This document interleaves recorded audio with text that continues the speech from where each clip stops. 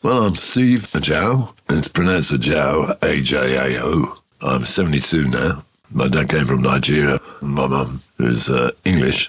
My dad was a musician, and I was the firstborn. And after moving around a lot of rooms and things, living with them in a suitcase almost, like for the first few years of my life. Eventually, the council found us a lovely new place, a back-to-back house in Ladywood. So I lived there for the first 11 years of my life. It looked like something out of the Peaky Blinders. Black brick walls. Every brick was black throughout Birmingham and covered in soot. A lot of it was torn down by bombs. It's post-war, I suppose, like 7 years after the war I was born. There wasn't any money really to clear all the craters and things that were everywhere. And we used to play all over those when I was a kid and get told off for doing so all the time. We just played cowboys and Indians or war games amongst all the rubble and stuff.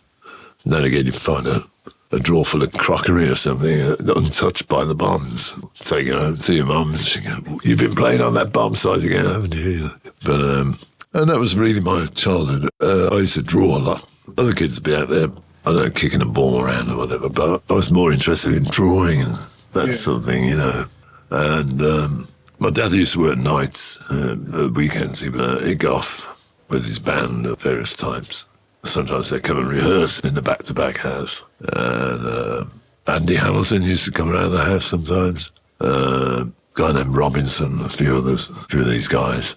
They used to rehearse in my mum and dad's bedroom, which was just above the living room. So there was a drum kit up there, because my dad played drums in those days. He showed me how to play drums when I was a kid, and then he took to guitar. The guitar fascinated me as well. Whenever he was out, which was frequent because he was working nights, I'd get his guitar and start playing. My mum would go, no, you'll break a string, be careful, and I'd say, I'll be all right, and pop. I'd be in serious trouble with my dad, and then they eventually caved in and got me a new one, a little tiny acoustic guitar, which recently I was playing in the trumpet in Bilston. They had that very same model guitar was hanging over the bar. It's just like they had all this bric-a-brac in there hanging all over the place, musical instruments. So they said, well, if you can get it off the wall, it's yours, So that was my first contact with the guitar. The other thing I should say, I suppose, is when I was a kid as well, the instrument that was most prominent in the records at the time, my dad had a lot of the American records and stuff. And the records they were all into, were like Louis Jordan and stuff like that. But of course, it was all saxophone, really. It wasn't. The guitar was like just a sort of kind of rhythm instrument. Apart from the deeper blues things, which he had a whole lot of, which I was fascinated by.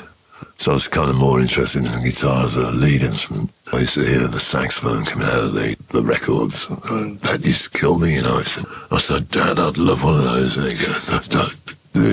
Just stick with your guitar, see if that's cheaper, it's like buying a house, he said, And, but in my head, when I was playing the guitar, I was hearing the sax, if you know what I mean. I was kind of playing what I heard on record, playing sax lines on my guitar. So that's really how I just sort of began just chasing that kind of smoke or something. So that's what I did, and in between drawing and stuff like that. That was my trip to another world. Mostly scenes from films I used to get taken to see, and they recognised that at school. I spent more time at school painting the walls with scenery and stuff, like in the assembly hall. They want biblical scenes and stuff. And I was excused all the other subjects because when I got to school, I could already read anyway, because my mum was very literate.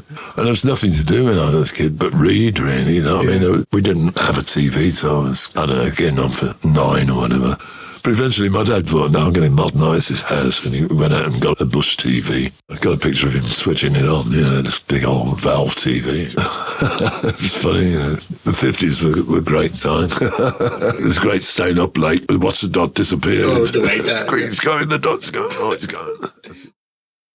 They were pulling them down all around us, cleaning people out of the so-called slums and shoving them into high-rise blocks.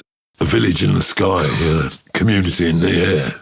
Well, my mum dug her foot in, she said, we're not moving into one of those, we want a house. And eventually they gave us a house, which was near Moseley Art School, where I'd been accepted to go because of my drawing skills. I passed the art exam and I ended up at Moseley Art School, which was really good because First days there coincided with like the advent of the Rolling Stones. They'd just entered the charts. You'd have even more credence, you know, if you play a guitar, you know, which I could, you know, by then. And somebody managed to get a telephone mouthpiece from a smashed up phone box. They got a lead attached to it and attached that to the arm of a record player. And of course, it went through the school record player. So like an amplifier? Yes, I knew. And everyone I could hear this blues. I was thinking, oh man, you know, that sounds good, you know.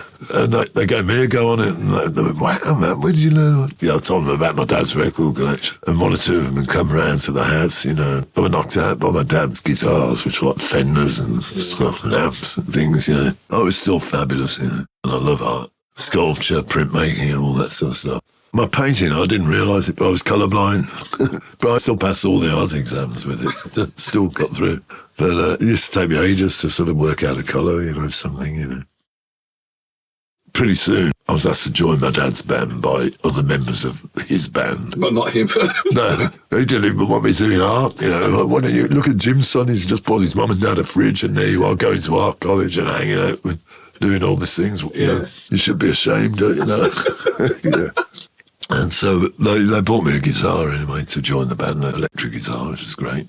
I played with them all over Handsworth, you know, which was where the gig scene was, all the black scene. You know, that's what we were doing. We were like playing, you know, reggae, rock steady and stuff, blue beat and all that kind of thing. Long before all this kind of, you know, two-tone and ska, you know, real ska, you know. Yeah. So we were playing all those tunes, you know, to people who loved it and, you know, and that's where my instinct, you know, listening to sax players all my life, you know, I'd try and play what a sax player would play over it then, you know, over a reggae tune. Oh, and I can look back on those times as well, because I used to play with some of the other bands. I was often poached into other bands or other projects with people. So I played with like Laurel Aitken, you know, the hit with that. Boy, pussy price gone up. One time you get it for 50 cents. Now if you find a pussy, you can't pay the rent. It was great, man. It was great. And he became a skinhead favourite because the skinheads were all pouncing on reggae first. You know, they were the first to pick up on it. But he'd get me in the studio and I'd have to spend all day in the studio with him. He goes, Stevie, brush me some reggae. Brush me some chords, man. You know, and I'll say, what do you want? He'd play it on the piano, and I'd go, just play it on the guitar. What he would, yeah, man, yeah, do it. You know, do it, yeah, and he'd record me like that. He'd do it, let's brush another one, man, you know, start on another one, you know. A little bit like the other one, but, you know, slight different changes, whatever. And there's no vocals on them. Yeah. I couldn't hear anybody else on them, you know. Yeah, that's it, man, you know, give me a fiver or whatever, you know. That's great, you know, it just put all the rest on there. You know what I mean, yeah? Yeah, I mean, those were the things that people wanted to hear when we went out to all the different clubs, you know, like the Ridgeway, Monty, you know, Santa Rosa. You know, all the people there would like to get up and dance to that. A lot of time the material was also like country and western, really, you know, like, but with the reggae beat. Yeah, put your sweet lips a little closer to the phone. Yeah, like in some of the clubs, you know, they'd be like Black and Irish, Hank Williams, all those guys. My dad had a whole load of those albums, you know, for the songs and the lyrics, you know, and stuff. He could hear the chords, he could read music, my dad, but none of the other guys in the band could half the time. I was the voice on BR&B. Steve Ajao on BR&B, Job Seeker or whatever it was, on 233-2020. So I did that for a couple of years. I was a printer. That gave me the opportunity to meet various writers and people. You know, this guy was writing a book. I had to do 54 drawings for it. And I got paid like, again, it was good money in those days. Nearly 500 quid, you know. So I just went straight to the music shop and bought my first saxophone. And I used to practice at work with it. I used to use the machine as a metronome, you know. Carry it everywhere. Played it everywhere I could. That became my general sort of, I just locked myself away doing that for ages. I'd already started family life, if you like, with my own family stuff, you know, like with my son Rico. But I was just permanently upstairs, just blowing and blowing and blowing and blowing and blowing. You know, whenever I wasn't working, I was doing that, you know, threw myself into it, you know. Yeah. I could fill that chest of drawers, you know, with paper that's written down, you know, like exercise this and all things written down, different keys, phrases. And I had to do all that. I wanted to play properly. I didn't want to just play one riff or something like some people who made a lot of money out of the saxophone did, you know. I couldn't do that. But anyway, that was my goal then. And then shortly after that, Thatcher, she didn't like the way some of the schools were being run. She thought they were too lefty, you know. A new education drive was on. And this headmaster of the school was replaced by some, you know, mutton chops. You know, yeah.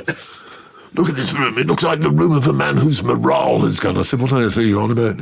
So there's prints, there's paper everywhere, printing and oiling rags. I said, I'm just rebuilding these machines, if you don't mind. And he kept coming in, moaning at me, you know. I've really had enough of this guy. So he came in one day, and he goes, Ajao, right, where's my work? I said, well, it's about number 30-something now. Be patient, it'll be done soon. This is preposterous. I said, anyway, I'll tell you what, why don't you do it yourself? I put my hat on and my coat, you know. Where are you going?